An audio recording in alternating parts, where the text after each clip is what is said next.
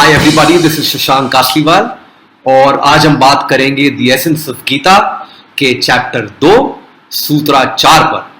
हमने सूत्रा 2 और 3 में देखा कि किस तरीके से कृष्ण ने अर्जुन को समझाने की कोशिश करी कि हे अर्जुन, ये जो मोह है इस मोह को त्यागो और तुम एक आर्यन हो और एक आर्यन का फर्ज निभाओ। लेकिन सूत्रा 4 में जब अर्जुन बोलते हैं तो वो मधुसूदन से यही कहते हैं कि हे मधुसूदन, मैं भीष्म पे, मैं द्रोण पे किस तरीके से बाण चलाऊंगा, ये तो पूजनीय है। तो एक बात जानना जरूरी है, कृष्ण ने जितना भी अर्जुन को अभी तक समझाने की कोशिश करी है, अर्जुन ने वो कुछ भी नहीं समझा, क्योंकि वो सिलेक्टिव लिसनिंग कर रहा था। वो ऑपरेट कर रहा था अपने सेल्फ इमेज से।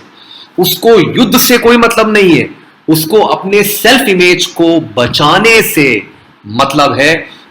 और यही अहंकार है, ये जो सेल्फ इमेज है यही अहंकार है।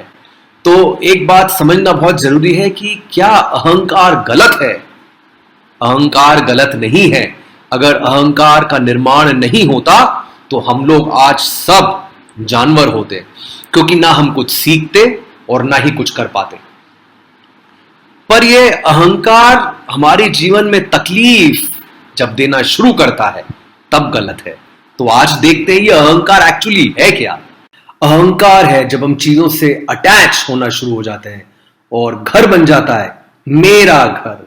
हर चीज से हम इतने जुड़ जाते हैं कि जब वो चीज को कुछ होता है तो तकलीफ हमें होना शुरू होती है। अहंकार है मेरी गाड़ी, मेरा बैंक बैलेंस, मेरी बीवी, मेरे बच्चे, मेरा काम, मेरी रेप्यूटेशन, मेरी सोसाइटी, मेरी ओपिनियंस, मेरे जजमेंट्स, मेरे आइडियाज। ये सब हमने अनुभव करके इकट्ठा किए हैं। हमने कुछ जिंदगी में एक्सपीरियंसेस किए। ये एक्सपीरियंस ने एक मैं को जन्म दिया, the me, the self, the ego, the personality. और जब इसने मैं को जन्म दिया तू अपने आप जन्म गया।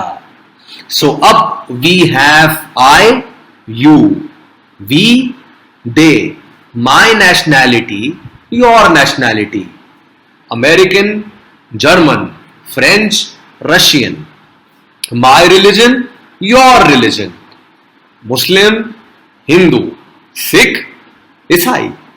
हमने सोसाइटी को जन्म दिया, हमने सोसाइटी इकोनॉमिक्स के लेवल पे बनाई। अब जब भी डिवीजन होगा, यानी कि मैं और तुम, तो हमेशा वहां कॉन्फ्लिक्ट होगा। और ये कॉन्फ्लिक्ट हमें तकलीफ देता है, क्योंकि ये ईगो पूरे टाइम जज करता रहता है कि ये मेरे लिए सही है, ये मेरे लिए सही नहीं है।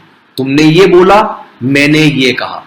और जब वो पूरे टाइम जज करता रहता है तो वो उस जो भी उसको कमी लगती है उसको पूरा करने की चेष्टा में लग जाता है और हमें तकलीफ देता है। और पूरे टाइम वो मूव करता रहता है। इसका मतलब हमारा जो माइंड है वो रेस्टेड फील नहीं कर पाता, क्योंकि ये जो ईगो है वो पूरे टाइम कॉन्फ्लिक्ट से बचना चाहता है। And on the other hand वो ही पूरे टाइम कॉन्फ्लिक्ट क्रिएट कर रहा है। तो दृश्य भी मैं ही हूं, दृष्टा भी मैं ही हूं, दर्शक भी मैं ही हूं और दर्शन भी मैं ही। तो जो हमारी कॉन्शियसनेस है, जो कृष्ण इस गीता के द्वारा अर्जुन के अंदर निर्मित करने की कोशिश कर रहे हैं कि वो मैं को साइड में रखे और अपने आप को पहचाने, जो कि मैं के परे है। ये जो विटनेस है, ये जो इस वक्त देख रहा है, ये जो इस वक्त सुन रहा है, उस विटनेस को पहचाने जहां पर कोई जजमेंट्स नहीं है, कोई इवैल्यूएशंस नहीं है, कोई आइडेंटिटी ही नहीं है जो जज करेगा। तो जिस दिन हमें ये मैं का स्वर अपने अंदर दिखाई दे जाएगा, हम उसके परे जाने लग जाएंगे। और यही जो किताब है द एसेंस ऑफ गीता का मकसद है कि हम अपने मैं को पकड़ लें और इसके मूवमेंट को अपने अंदर देख पाएं। तो ये जो हमारी कोशिश है, हमारी चेष्टा है कि हम अपने मैं को इतनी सूक्ष्मता से देख पाएं कि जैसे ही वो मूव करे मैं अटेंटिव हो जाऊं, मैं अवेयर हो जाऊं और उसके मूवमेंट पे रिएक्ट करने की बजाय मैं जो करना चाहता हूं प्रेजेंट सिचुएशन को देखते हुए मैं वो करूं, ना कि पास्ट से इन्फ्लुएंस होके वो करूं जो मुझे पास्ट हमेशा करवा देता है, मुझे रिएक्ट करवा देता है, मुझे गुस्सा करवा देता है, मुझे एक दूसरे से अलग करवा देता है, क्योंकि मैं कहता है मैं दूसरों से बेहतर हूं। और इस मैं को बहुत आसान तरीके से पकड़ा जा सकता है। वो तरीका है जब भी आप सेल्फ सेंटर्ड हो, यानी अपने आप को ज्यादा इंपॉर्टेंस देना शुरू करें दूसरों की बजाय, समझ जाना कि मैं चल रहा है, आप नहीं चल रहे। तो देखते रहें और अपने मैं की पकड़ जितनी हो सके अपने ऊपर से कम करते रहें। Thank you very much. Have a great day ahead. Bye bye.